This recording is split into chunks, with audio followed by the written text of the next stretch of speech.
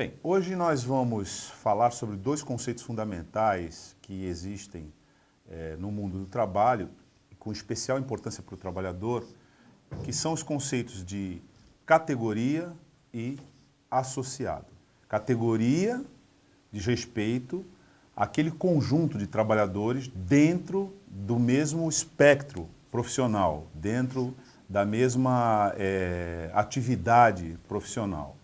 Eles formam uma categoria. Então a gente pode falar que existe a categoria dos metalúrgicos, a categoria dos portuários, a categoria dos enfermeiros e assim por diante. Então a gente já vê que o critério que define a categoria é a atividade profissional na qual esse trabalhador está enquadrado.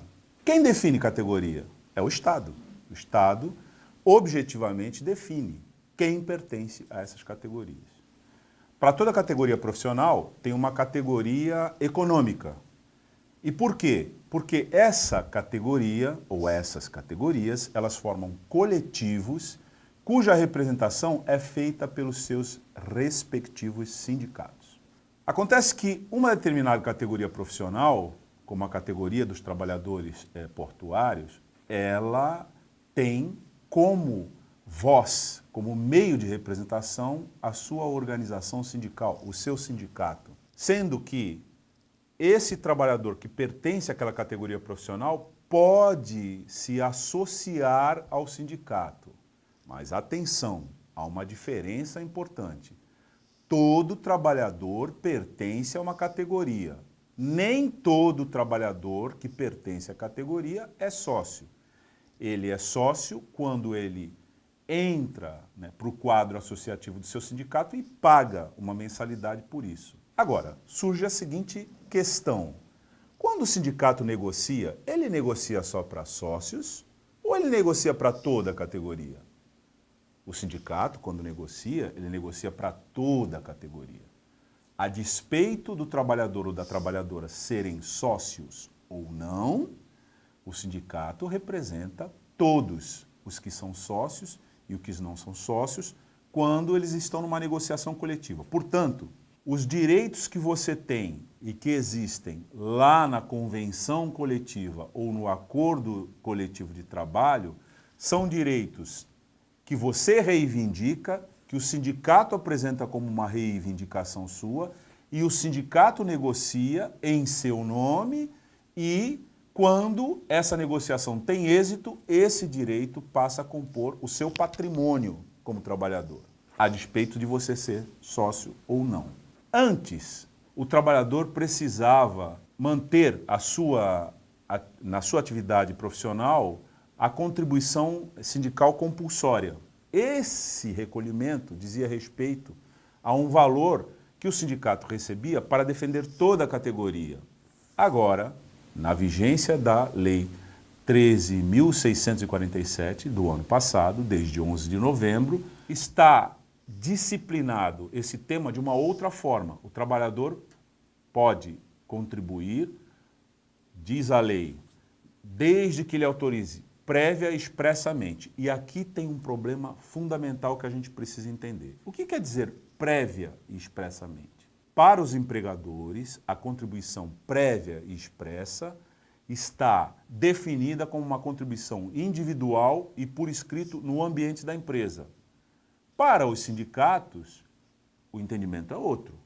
A contribuição deve ser definida coletivamente, num ambiente em que o trabalhador possa fazer isso de maneira livre e por decisão de maioria. O que está sendo feito é tentar confundir o trabalhador de que ele permanece sempre e para sempre como um indivíduo isolado da categoria. Não.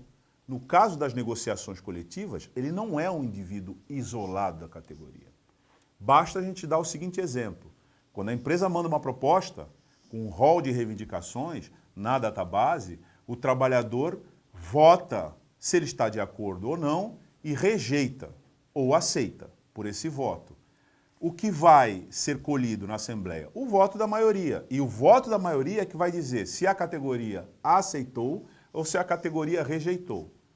E por que isso não vale para o sistema de financiamento do sindicato? Não tem nenhum sentido lógico nem jurídico capaz de sustentar essa distinção. também para financiar a sua entidade de classe, o trabalhador tem que votar se ele quer fazer isso ou se ele não quer. Mas votar coletivamente, decidir coletivamente.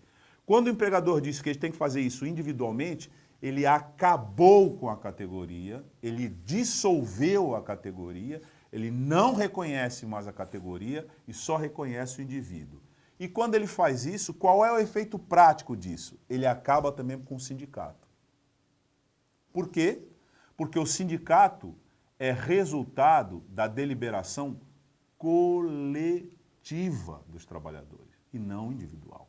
Portanto, para a gente concluir esse tópico, a gente tem que ter claro o seguinte: uma coisa é o direito individual do trabalho, outra coisa é o direito coletivo do trabalho. Organização sindical, sistema de custeio, convenção coletiva e acordo coletivo dizem respeito ao direito coletivo do trabalho. E o trabalhador deliberar como ele vai financiar a sua entidade, inclusive pelas novas regras, está no campo do direito coletivo do trabalho e não individual do trabalho. Portanto, pense o seguinte, tenha claro o seguinte: eu tenho que ir até o meu sindicato, até a categoria, para decidir como eu vou me organizar e me sustentar como categoria. Se eu não fizer isso, quem estiver lá vai fazer isso, inclusive em meu nome. Daí a importância de você não faltar nas decisões de assembleia ou nas deliberações de assembleia para decidir o seu destino como categoria, não como indivíduo. É isso.